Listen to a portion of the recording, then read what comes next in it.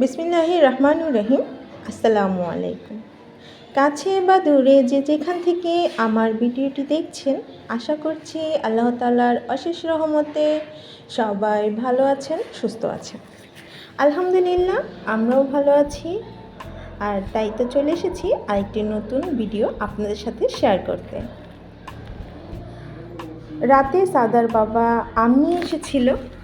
আমগুলো এসেছিল মেহেরপুর থেকে, আমাদের এক ভাইয়া পক্ষ থেকে। তারপর আমগুলো আমি খুলে দেখছিলাম যে কেমন হয়েছে।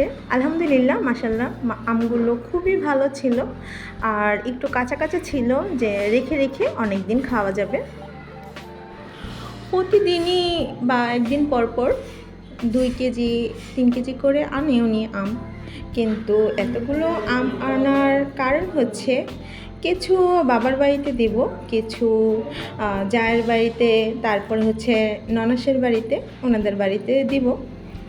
তাই আর কি অনেকগুলো একসাথে নিয়ে আসা। আমগুলো আমি সবগুলো ঝুড়িতে তুলে রাখছিলাম যেন নষ্ট না হয়ে যায়। আলহামদুলিল্লাহ, তারপরের দিন আমি আমার অ্যাপার্টমেন্টের ফ্ল্যাটটা দেখতে গিয়েছিলাম। যে কাজ চলছে যেহেতু একটু প্রতিদিনই যাওয়া পড়ে, 2-1 দিন পর পর বা প্রতিদিনই যাই। উপরে সিলিং করা শেষ আলহামদুলিল্লাহ। তারপরে হচ্ছে যে দেয়ালেও কিছু কাজ করা হয়ে গেছে, এখন সিলার দিচ্ছে। তখনই আমরা গিয়েছিলাম যে কাজগুলো চলছে দেখিয়ে দিতে, কোনখানে কোন সমস্যা আছে কিনা।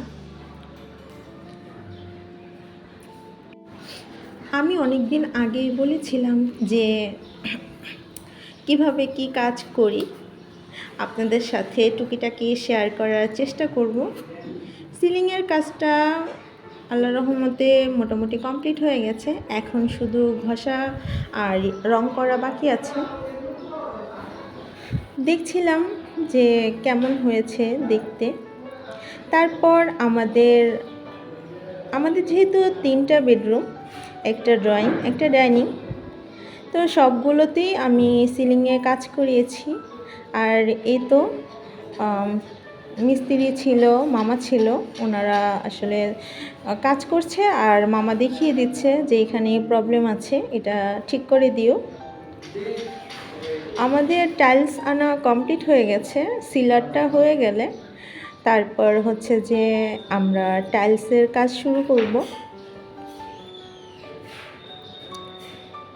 এটা হচ্ছে আমার মেয়ের রুম।